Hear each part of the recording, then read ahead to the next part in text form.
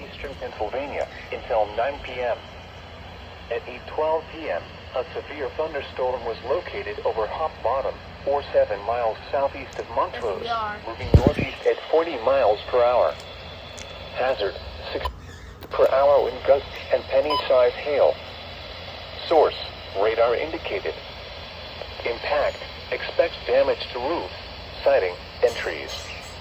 Locations impacted include Jackson, Susquehanna Depot, Dimmock, Hartford, New Milford, Ararat, Lanesboro, Hop Bottom, and Thompson.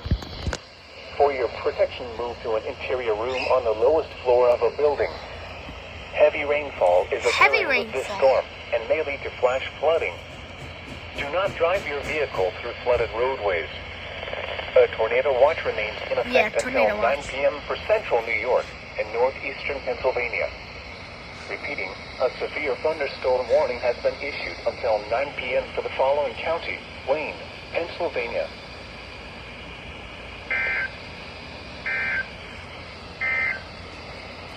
The following is the